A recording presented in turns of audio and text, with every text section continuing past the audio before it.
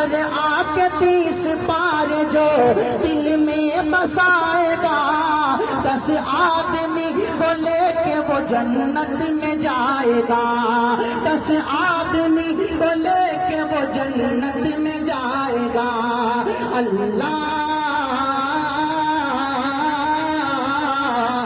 اللہ کے رسول کا فرمان زندہ باد، قرآن زندہ باد، قرآن۔ الحمدللہ رب العالمین والصلاة والسلام على سید المرسلین وعلى آلہ واصحابہ وازواجہ وذریتہ اجمعین، اما بعد فاعوذ باللہ من الشیطان الرجیم، بسم اللہ الرحمن الرحیم۔ أولئك الذين امتحن الله قلوبهم للتقوى لهم مغفرة وأجر عظيم۔ وقال النبي صلى الله عليه وسلم أصحابي كالنجوم بأيهم اقتديتم اهتديتم۔ محترم حضرات، آج کے اس باوقار جلسے میں ان اصحاب خیر کا تذکرہ ہوگا جن کے بارے میں اللہ جل جلالہ و عما نوالہ نے ارشاد فرمایا کہ یہ وہ لوگ ہیں جن کے دلوں کو اللہ تعالیٰ نے مغفرت کا اعلان کر دیا ہے، اور نیز سرور کائنات صلی اللہ علیہ وسلم نے اپنی پیاری زبان سے فرمایا یہ کہ میرے صحابہ ستاروں کے مانند ہیں، جن کی بھی اقتدا کرو گے راستہ پا جاؤ گے۔ چنانچہ خالق و مالک کا دستور رہا ہے کہ انسانوں کی ہدایت کے لیے رسول کو بھیجتا رہا۔ چنانچہ حضرت آدم علیہ السلام کو بھیجا، حضرت نوح علیہ السلام کو بھیجا، حضرت عیسیٰ علیہ السلام کو بھیجا، حضرت ابراہیم علیہ السلام کو بھیجا، حضرت ابراہیم علیہ السلام کو بھیجا، اور آخر میں شہنشاہ بطحا تاجدار مدینہ سرور کائنات خاتم النبیین والمرسلین صلی اللہ علیہ وسلم کو بھیجا۔ اب نبیوں کا سلسلہ ختم، رسولوں کا سلسلہ ختم، قیامت تک کوئی نبی نہیں آنے والا۔ یہ دین آخری دین ہے، یہ مذہب آخری مذہب ہے، یہ شریعت آخری شریعت ہے۔ یہی وجہ ہے کہ اللہ تعالیٰ نے آپ صلی اللہ علیہ وسلم کو صحابہ کی وہ پاکیزہ جماعت مقدس عطا فرمائی جس نے اسلام کو پھیلانے اور زندہ کرنے میں تن من دھن کی بازی لگا دی۔ چنانچہ تاریخ شاہد ہم سچے جانساروں کی کہ ان دین اسلام کے لیے وہ قربانیاں پیش کی ہے جس کی نظیر پیش کرنے سے عالم انسانیت تہہ دامن اور خالی ہے۔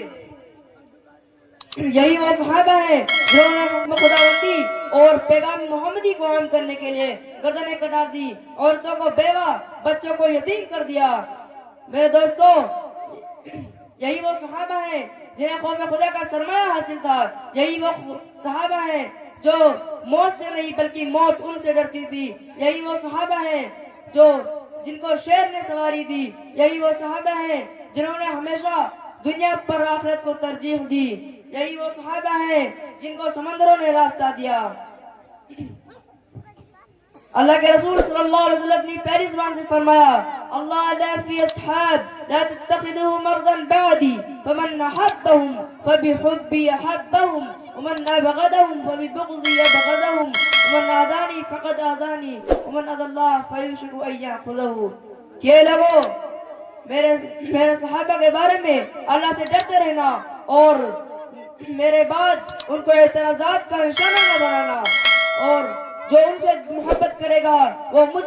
سے محبت کی بنا پر ان سے محبت کرے گا، اور جو ان سے دشمنی کرے گا تو مجھ سے دشمنی کی بنا پر ان سے دشمنی کرے گا، اور جو میرے صحابہ کو دکھ دے گا اس نے مجھ کو دکھ دیا، اور جس نے مجھ کو دکھ دیا بس اس نے اللہ کو ستایا، اور جس نے اللہ کو ستایا ان قریب اللہ اس کو عذاب میں مبتلا کر دیں گے۔ مسلم شریف کی روایت میں ہے کہ اللہ کے رسول صلی اللہ علیہ وسلم نے اپنی پیاری زبان سے فرمایا لا تسبوا وحدا من اصحابی، میرے صحابہ کو برا بھلا مت کہو۔ میرے دوستو، اللہ کے رسول نے یہ بھی فرمایا ہے قرۃ عینی فی الصلاۃ، نماز میری آنکھوں کی ٹھنڈک ہے۔ اگر کوئی شخص نماز پڑھتا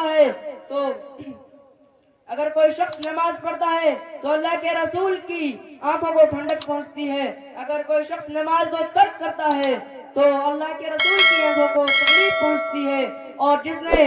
اور جس شخص نے بھی اللہ کے رسول کو تکلیف پہنچائی گویا کہ اس نے اللہ کو تکلیف پہنچائی، اور جس نے اللہ کو تکلیف پہنچائی اس کو عنقریب